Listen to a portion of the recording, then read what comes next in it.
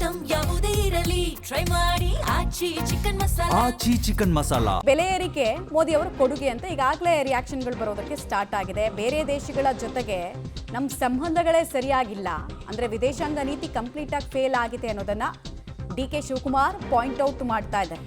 ಮೋದಿ ಚಿನ್ನ ತೈಲ ಬಳಸಬೇಡಿ ಅಂತ ಹೇಳಿದಂತೆಲ್ಲ ಅದು ಸಾಧ್ಯ ಆಗಲ್ಲ. ಜನ ಅವರ ದುಡಿಮೆಯಲ್ಲಿ ಅವರು ಬದುಕ್ತಾ ಇದ್ದಾರೆ. ಕೇಂದ್ರ ಸರ್ಕಾರದ ವಿರುದ್ಧ ಡಿಸಿಎಂ ಡಿ.ಕೆ. ಶಿವಕುಮಾರ್ ಕಾಂಗ್ರೆಸ್ನ ನಾಯಕರು ವಾಗ್ದಾಳಿಯನ್ನು ನಡೆಸ್ತಾ ಇದ್ದಾರೆ. ಇನ್ನೂ ಬೆಟರ್ ಆಗಿ ಮ್ಯಾನೇಜ್ ಮಾಡಬಹುದಾಗಿತ್ತು ಅನ್ನೋದು ಕಾಂಗ್ರೆಸ್ ನಾಯಕರ ಮಾತು. ಪೆಟ್ರೋಲು ಡೀಸೆಲ್ ಬೆಲೆ ಇದು ಮೋದಿಯವರ ಕೊಡುಗೆ. ಇಂಟರ್ನ್ಯಾಷನಲ್ ರಿಲೇಷನ್ಶಿಪ್ ಅಲ್ಲಿ ಪಕ್ಕದ ದೇಶಗಳಲ್ಲಿ ಯಾರ ಜೊತೆ ಕೂಡ ಸಂಬಂಧವನ್ನು ಉಳಿಸ್ಕೊಳ್ಳಿಲ್ಲ. ಈಗ ಅವರು ಮಿತಿಯಾಗಿ ಪೆಟ್ರೋಲ್ ಬೆಳೆಸಿ ಚಿನ್ನ ತಗೋಬೇಡಿ, ಎಣ್ಣೆ ಅಡುಗೆ ಎಣ್ಣೆ ಹಾಕೋಬೇಡಿ, ಅವೆಲ್ಲ ಯಾರು ಎಲ್ಲಿ ಕಡಿಮೆ ಮಾಡ್ತಾರೆ? ಯಾವ ಅಡುಗೆ ಎಣ್ಣೆ ನಾವು ನಿಲ್ಸೋಕ್ಕಾಗ್ತದೆ? ಅವೆಲ್ಲ ಮಾಡೋಕ್ಕಾಗಲ್ಲ. ದೇಶ ಒಂದು ದೊಡ್ಡ ದುರಂತದ ಪರಿಸ್ಥಿತಿಗೆ ಬಂದಿದೆ. ಈ ದೇಶನ ಕಾಪಾಡಬೇಕು. ಅವ್ರವ್ರು ಸಂಪಾದನೆ ಮಾಡ್ತಾರೆ, ಅವ್ರವ್ರು ಬದುಕ್ತಾರೆ. ಅದಕ್ಕೆ ನಾವು ಯಾರನ್ನೂ ನಾವು ಕಂಟ್ರೋಲ್ ಮಾಡೋಕ್ಕಾಗಲ್ಲ.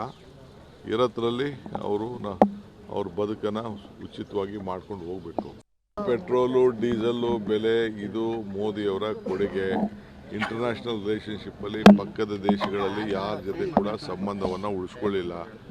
ಈಗ ಅವರು ಮಿತಿಯಾಗಿ ಪೆಟ್ರೋಲ್ ಬೆಳೆಸಿ ಚಿನ್ನ ತಗೋಬೇಡಿ, ಎಣ್ಣೆ ಅಡುಗೆ ಎಣ್ಣೆ ಹಾಕೋಬೇಡಿ, ಅವೆಲ್ಲ ಯಾರು ಎಲ್ಲಿ ಕಡಿಮೆ ಮಾಡ್ತಾರೆ? ಯಾವ ಅಡುಗೆ ಎಣ್ಣೆ ನಾವು ನಿಲ್ಸೋಕ್ಕಾಗ್ತದೆ? ಅವೆಲ್ಲ ಮಾಡೋಕ್ಕಾಗಲ್ಲ. ದೇಶ ಒಂದು ದೊಡ್ಡ ದುರಂತದ ಪರಿಸ್ಥಿತಿಗೆ ಬಂದಿದೆ. ಈ ದೇಶನ ಕಾಪಾಡಬೇಕು. ಅವ್ರವ್ರು ಸಂಪಾದನೆ ಮಾಡ್ತಾರೆ, ಅವ್ರವ್ರು ಬದುಕ್ತಾರೆ. ಅದಕ್ಕೆ ನಾವು ಯಾರನ್ನೂ ನಾವು ಕಂಟ್ರೋಲ್ ಮಾಡೋಕ್ಕಾಗಲ್ಲ. ಇರೋದ್ರಲ್ಲಿ ಅವ್ರ ಬದುಕನ್ನು ಉಚಿತವಾಗಿ ಮಾಡ್ಕೊಂಡು ಹೋಗಬೇಕು. ಪೆಟ್ರೋಲು ಡೀಸೆಲ್ಲು ಬೆಲೆ. ಕಾಂಗ್ರೆಸ್ ನಾಯಕರು ಆಕ್ಷೇಪವನ್ನು ವ್ಯಕ್ತಪಡಿಸ್ತಾ ಇದ್ದಾರೆ.